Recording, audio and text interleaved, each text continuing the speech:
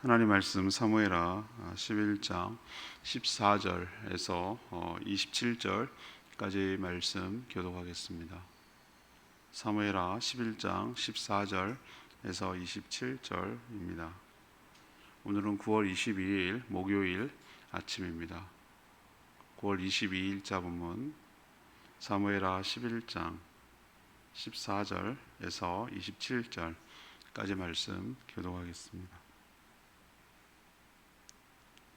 아침이 되매 다윗이 편지를 써서 우리아의 손에 들려 요압에게 보내니 그 편지에 써서 이르기를 너희가 우리아를 맹렬한 싸움에 앞세워 두고 너희는 뒤로 물러가서 그로 맞아 죽게 하라 하였더라.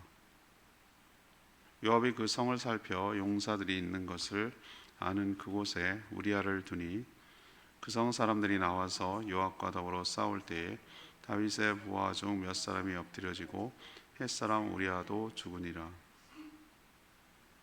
요압이 사람을 보내 그 전쟁의 모든 일을 다윗에게 보고할세 그 전령에게 명령하여 이르되 전쟁의 모든 일을 네가 왕께 보고하기를 마친 후에 혹시 왕이 노하여 네게 말씀하시기를 너희가 어찌하여 성에 그처럼 가까이 가서 싸웠느냐 그들이 성 위에서 쏠 줄을 알지 못하였느냐 여룻베셋의 아들 아비멜렉을 쳐 죽인 자가 누구냐 여인 하나가 성에서 맷돌 윗짝을 그 위에 던지매 그가 덴베스에서 죽지 아니하였느냐 어찌하여 성에 가까이 갔더냐 하시거든 내가 말하기를 왕의 종 햇사람 우리아도 죽었나이다 하라.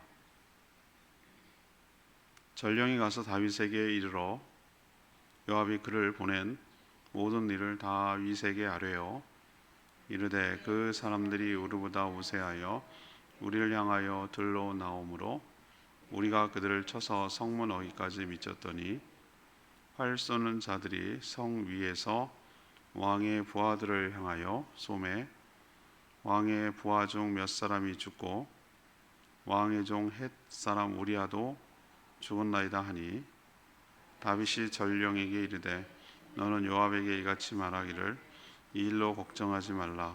칼은 이 사람이나 저 사람이나 삼키느니라. 그 성을 향하여 더욱 힘써 싸워 함락시키라 하여 너는 그를 담대하게 하라 하니라.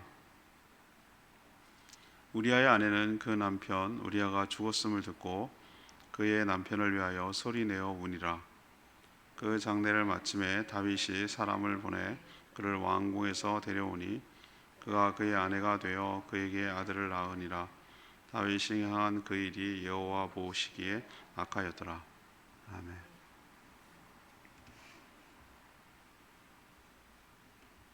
다윗은 요압에게 편지를 써서 우리아를 위험한 전투 현장에 남겨 죽이라고 명령합니다. 요압은 다윗의 명령대로 우리아를 죽였고 전령을 통해서 적진 성문 어귀까지 가서 맹렬하게 싸웠으나 적이 쏜 화살에 맞아서 죽었다고 전령에게 보고하도록 했습니다. 다윗은 화내거나 슬퍼하지 않고 계속해서 싸워 그 성을 함락시켜라 라는 말만 했습니다. 남편이 죽었고 애도가 끝나자 다윗은 밧세바를 왕궁에 데려왔고 아들을 낳았습니다. 이것이 오늘 스토리입니다. 오늘 질문, 죄의 속성은 무엇입니까? 죄라는 속성이 무엇입니까? 첫 번째 14절에서 17절까지 말씀입니다. 죄를 은폐하면 또 다른 죄를 짓게 됩니다. 다윗은 우리아를 어떻게든 집에 보내서 아내와 동침하도록 그렇게 유도를 했지만 계속 번번이 무산되자 자신의 죄를 은폐하려고 아주 무서운 음모를 꾸밉니다. 요압 장군에게 편지를 써서 그를 맹렬한 전투 현장에 배치하도록 했고 동료 군사들, 함께 싸우는 동료 군사들을 뒤로 물려서 철수시켜서 우리아를 고립시킨 다음에 고립된 우리아가 적군에게 죽도록 만들라는 그런 지령이었습니다. 정말 기가 막힌 것은 다윗을 그 편지를 자기가 죽을 줄도 모르고 있는 그 우리아의 손에 들려서 요압에게 보냈다는 점입니다. 그때 편지를 건넸을 때 다윗의 심정이 어땠을까? 라는 생각을 한번 해봐야 되는 것이죠. 죄라는 것이 이렇게 잔혹하고 무섭구나, 정말 다윗 맞나? 라고 싶을 정도로 그렇게 행한 것이죠. 자기가 살려고 남 죽이는 거죠. 요압은 그 편지를 받고, 이런 부당한 편지를 받았음에도 불구하고 그는 왕의 명령을 따릅니다. 가장 맹렬한 전투 현장에 우리아를 배치시키죠. 거기 가면 누구도 위험한 일인데 그런 작전을 피면 위험하다는 걸 잘 알면서도 그렇게 하는 것이죠. 성문 어귀까지 다다르게 합니다. 아무런 보호책 없이 성문 어귀까지 다다르게 하면 성 위에서 쏘면 죽잖아요. 적군이 쏘는 화살에 맞아 죽도록 그렇게 했습니다. 다윗은 자신이 저지른 간음죄를 은폐하려고, 숨기려고 상대를 죽이라는, 살인교사라는 또 다른 죄를 짓고 있는 것을 볼 수 있습니다.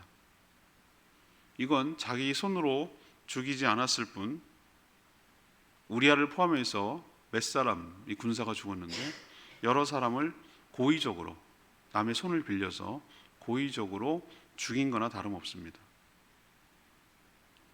여기서 우리에게 가르쳐주는 첫 번째 교훈은 그겁니다. 죄를 회개하지 않고 계속 숨기려 할 경우 계속 더 다른, 더 무서운 죄를 짓게 되고 죄악의 수렁에 빠질 수밖에 없다라는 것을 우리에게 분명하게 가르쳐주고 있습니다. 계속해서 죄가 추가가 되는 것이죠. 요즘 스토킹 살인, 신당동역에서 죽은 여영몬을 죽인 사건을 두고 참 이슈가 되고 말이 많은 것이죠. 너무 관대하다. 왜 그 사람을 보호하지 않고 구속시키지 않았느냐. 여러 가지 말들이 많습니다. 그 남자 보세요. 점점 죄가 가중되고 있는 거 보이지 않습니까? 몰래 불법 촬영을 해서 그것이 또 고발이 됐는데, 그것도 참 그런데 9년형이 선고되자 선고하는 전날 죽이려고 작정을 하는 거죠. 그 얼마나 죄가 더 무거워지겠어요? 그 죄도, 그 전죄도 참 심각한 죄지만 사람을 죽인 것보다 더 심각한 죄겠어요? 죄가 어디가 경중이 있느냐라고, 다 죄지 이렇게 생각하지만 저는 사람의 생명을 해하는 것이 가장 큰 죄라고 생각해요. 다른 거는 회복이 되지만 사람의 목숨은 한 번 죽으면 회복이 안 되거든요. 다윗은 지금 간음죄를 넘어서 살인죄도 짓고 있는 것을 볼 수가 있습니다. 이처럼 죄는 중단하지 않으면, 숨기려 한다면 계속해서 더 다른 무서운 더 큰 죄를 짓는다는 속성이 있다는 거 여러분 꼭 기억하시기를 바랍니다. 두 번째는 18절에서 24절까지면 죄의 속성에 대해서 지금 쭉 나누고 있는데, 두 번째는 죄는 다른 사람까지 죄를 짓게 만든다는 거예요. 죄는 다른 사람까지 죄를 짓게 만든다.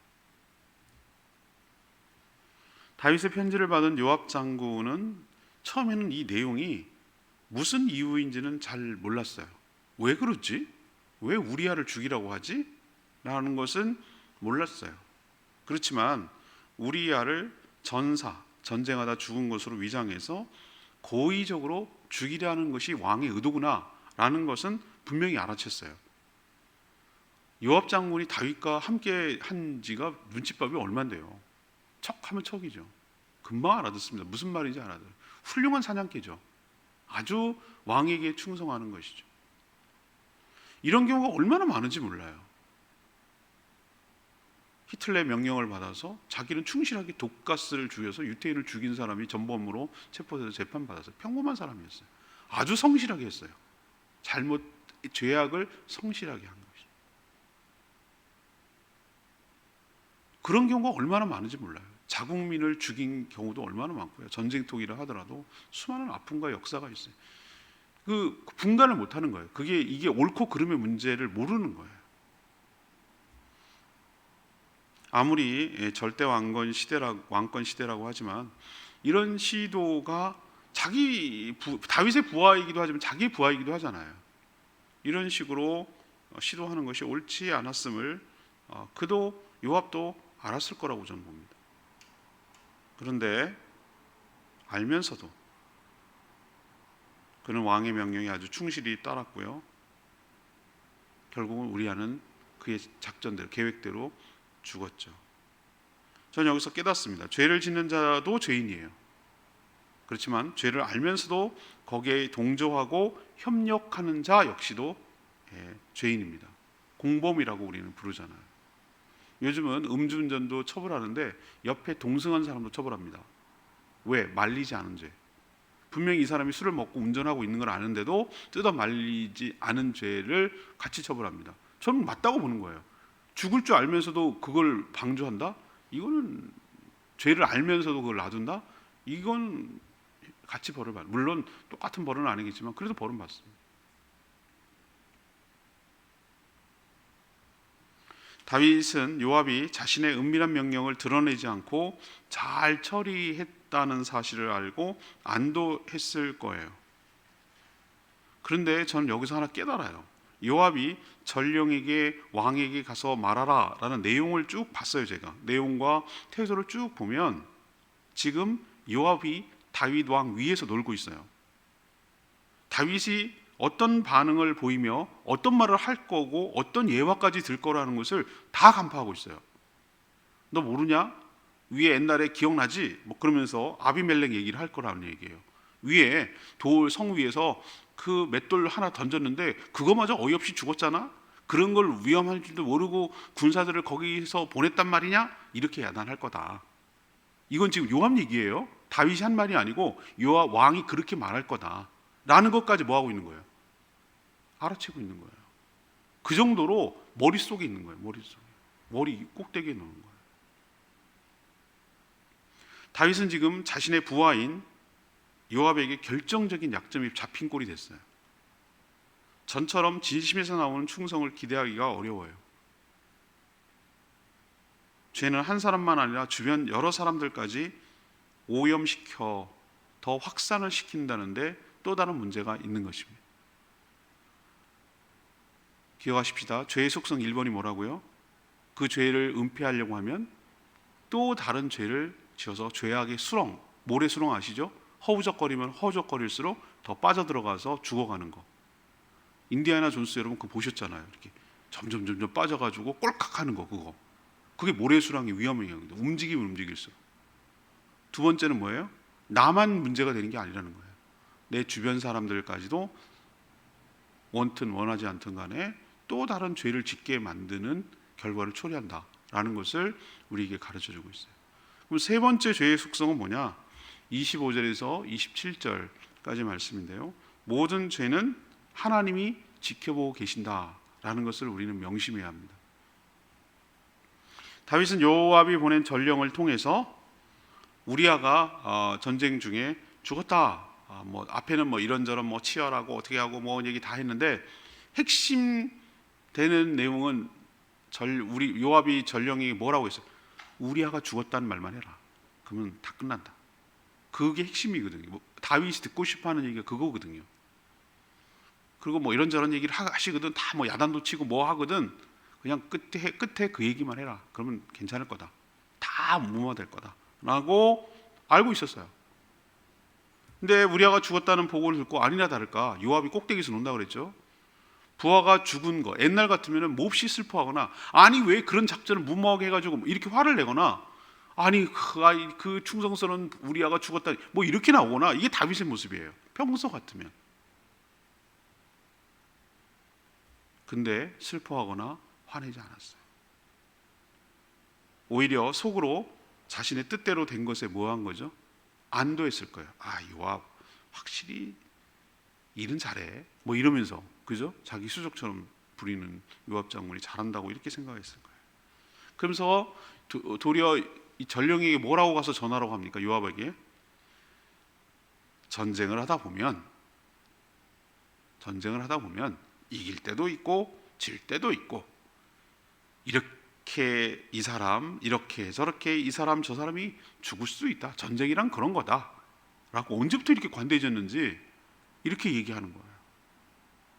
그러니 이 일로 염려하지 마라. 이 일로 크게 상심하거나 신경 쓰지 마라. 내가 문제 삼지 않을 테니까 신경 쓰지 마라. 더욱더 힘써 싸워가지고 상대방 성읍을 함락시키라 라고 격려한 거예요. 그러니까 이 일로 신경 쓰지 마라 얘기는 뭐죠? 네가 우리아를 고의적으로 죽였다고 해서 이 문제를 삼지 않을 테니 신경 쓰지 마라 라고 우회적으로 얘기하는 거예요. 전령은 무슨 말인지 못 알아들어. 그렇지만 누구는 알고 있죠? 전령은 못 알아도 누구는 알아요?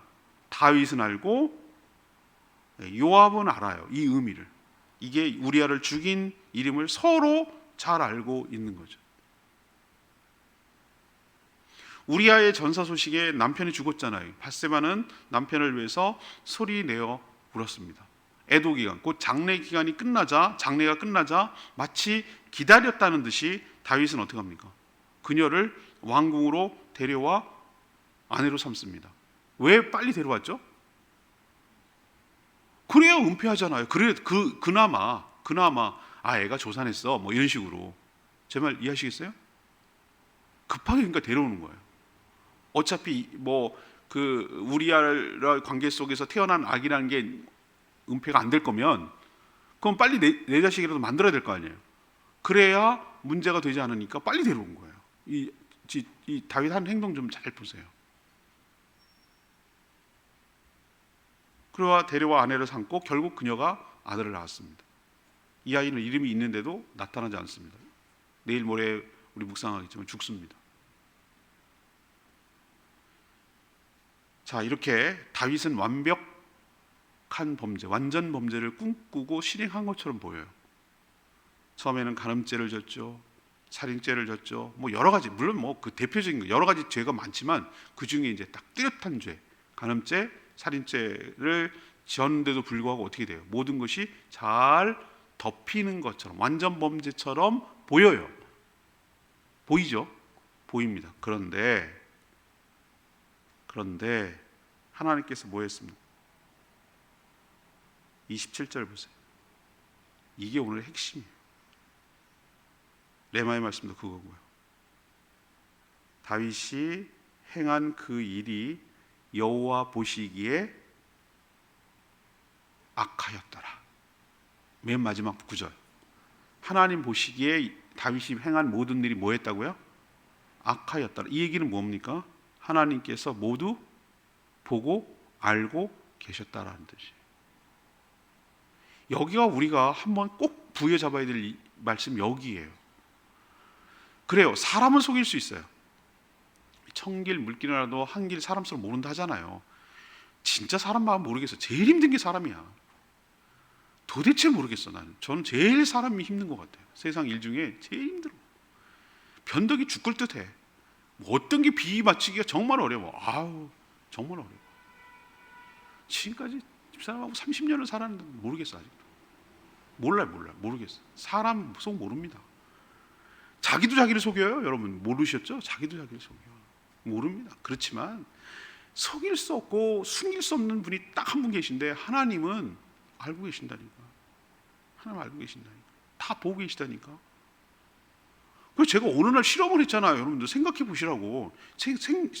잘 보세요. 우리가 귀 틀어 막고 이렇게 눈을 막고 그러다고 칩시다. 여러분 귀 막으면 안 들릴 것 같으세요? 귀 막고 자기 소리 내보라고 제가 얘기했어요. 제가 그거 깨닫고 깜짝 놀란 적이 있어요. 왜 하나님께서 내가 하는 속이는 마음을 속이하는 혼자 소리를 다 알든지 그렇게 생각을 했는데 귀를 막고 여러분 실험을 해보시라니까. 귀를 이렇게 틀어 막고 안 들릴 것 같죠? 더 잘 들립니다. 더 잘 들려요. 왜? 우리 청각은 이 뼈를 울려가지고 청각에 전달되는 게 바깥에서 듣는 것보다 훨씬 잘 들려요. 그럼 내 속에 있는 얘기도 들으신다는 거야. 하나님 무슨 머리 윈공위석에서 이렇게 쫙 당겨가지고 뭐 이렇게 우리를 보실 것 같아요? 아니요, 네 눈으로 보고 있잖아. 네가 죄 짓는 일을 네 눈으로 보고 있잖아. 지금 아주 선명하게 다 알고 있잖아요. 그죠? 만약 이게 내가 여기가 녹화기라고 칩시다. 내 눈이 그걸 다 보고 있잖아요. 하나님 굳이 그렇게 할 게 있어. 내 눈으로 지금 다 보고 있는 게 녹화가 된다고 친다면 뭐 어디다 숨기겠냐고, 뭘 숨기겠냐 이 말이에요. 요압하고 둘이 짝짝해가지고 이렇게 뭐 이 일로 염려하지 마라. 그거는 숨길 수 있지만 하나님은 그 일이 뭔지 알지. 제 말 맞죠? 그러니까 우리가 정말 두렵고 떨림으로 살아가야 될 줄로 믿습니다. 저는 레마의 말씀이 역시 27절 말씀이 이거 명심해야 돼요. 다윗이 행한 그 일이 여호와 보시기에 뭐했다? 하나님 보시기에 중요한 것은 뭐냐면은 남들은 그게 옳고 뭐라고 평가해도 상관없어요. 그렇지만 하나님 보시기가 중요해요. 하나님 보시기에 악하면 악한 거예요. 이건 악한 거예요. 아니 하나님 보시기 아니어도 이건 악한 거 우리도 알겠다. 근데 하나님이 악하다고 하면 악한 거예요. 다윗하고 요압, 그리고 우리가 놓치는 게 하나 있어요. 사람의 눈만 속일 수 있으면 죄가 영원히 감춰질 줄로 그렇게 착각을 하는 것이. 결탁코 그런 일은 없어요. 하나님께서 인간의 모든 언행 그리고 생각까지도 모두 감찰하고 계시는 거예요. 즉각적으로 반응하지 않으시는 이유가 뭡니까? 죄를 지은 후 어떻게 반응하는지 또 회개하는지를 기다리는 거예요. 하나님께서. 내일 묵상할 내용이 그거예요. 그 유명한 나단 선지자가 와서 다윗을 책망하는 내용이 내일 묵상할 내용이거든요. 모르는 게 아니라니까요. 세월이 지나고 애도 태어났어요. 그럼 덮어지고 끝난 줄 알았어요. 누구도 시비 걸고 말하는 사람이 없어. 말할 사람이 없지. 요압도 감히 알지만 뭐라고 말하겠어요. 다 끝난 줄 알았어요. 그렇지만 하나님은 아시잖아요. 하나님의 마음에 합한 다윗이라도 하나님은 뭐라고 그럽니까? 잘못한 것은 분명 잘못했다고 말하고 악은 악이라고 말하세요. 하나님은 거룩한 분이라 죄를 선하다고 하지 않는 것 여러분 명심하셔야 됩니다. 그러니 사람의 눈을 의식할 뿐만 아니라 그보다 더 의식해야 되는 건 무엇입니까? 하나님의 시선, 하나님을 의식하며 살아가는 것이 바로 경외이며 경외로운 자가 지혜로운 자이며 잘 사는 자이고 복된 자인 줄로 믿습니다. 우리 늘 세상의 기준보다 훨씬 더 높은 기준으로 살아가야 되는 거예요. 왜? 남이 다 뭐든 상관없어요. 그거는 남이 그게 상관없어요. 그거는 아무 상관없는 거예요. 내가 하나님 보시기에 어떻게 떳떳한가, 내가 하나님 보시기에 부끄럽지 않은가, 하나님이 뭐라고 하지 않을 것인가 라는 기준으로 살아야지 남이 뭐라고, 이거는 넘어서야 될 사람들이에요. 우리는. 그러니 여러분 오늘 말씀을 통해서 죄가 이런 속성을 갖고 있구나 라고 생각하시고 두렵고 떨리는 마음으로 하나님을 경외하며 의식하며 살아가는 저희 모두가 되기를 원합니다. 오늘 말씀 붙들고 기도하기 전에 663장 찬양집 663장 들고 기도하겠습니다. 찬양집 663장입니다. 찬양집 663장 신실하게 진실하게 찬양합니다.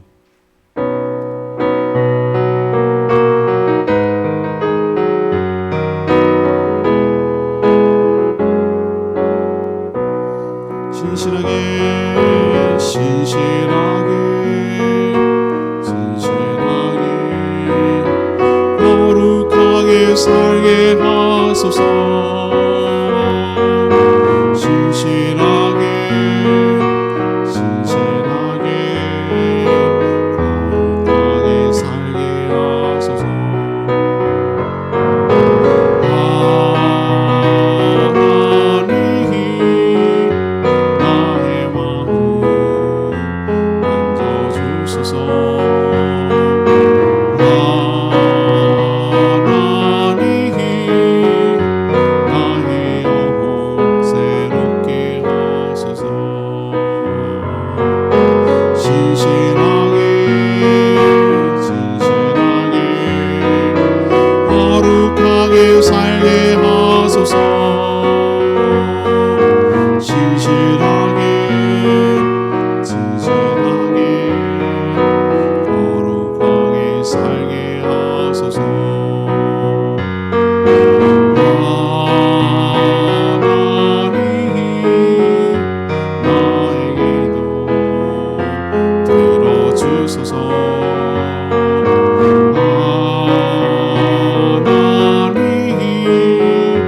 주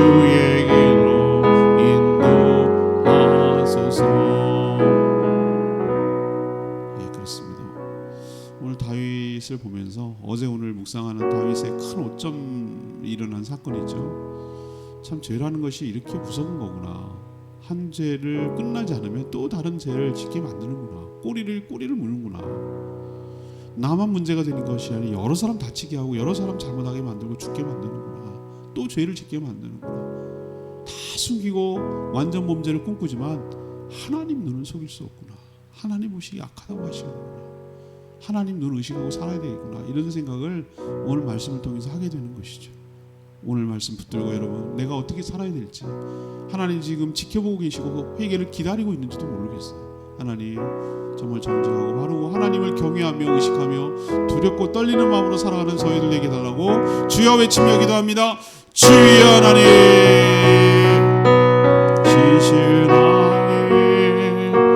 진실하게 거룩하게 살게 하소서. 진실하게 거룩하게 살게 하소서.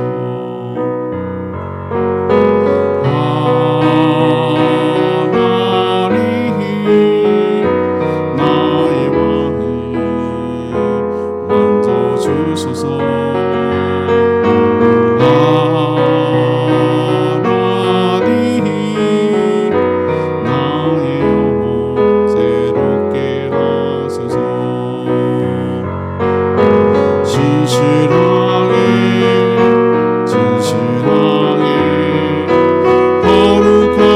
살게 하소서.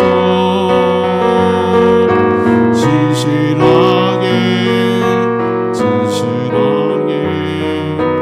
거룩하게 살게 하소서. 하나님 나의 기도 들어주소서.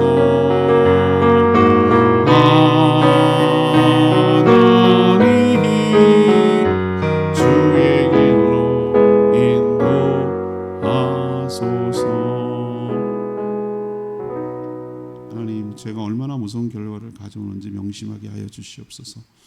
죄를 회개하지 않고 감추려고 들면 또 다른 죄를 지을 수밖에 없음을 깨닫게 하여 주시옵소서. 다윗처럼 간음죄 이어 살인죄까지도 지을 수 있음을 봅니다. 죄는 자기 하나로 끝나지 않고 여러 사람을 다치게 하며 죄를 짓게 만들 수 있음을 명심하게 하여 주시옵소서. 사람은 속여도 하나님은 속일 수 없음을 기억하고 하나님을 경외하는 마음으로 두렵고 떨림으로 죄짓지 않고 지은 죄를 회개하며 경건하게 살아가는 저희들 되게 하여 주시옵소서.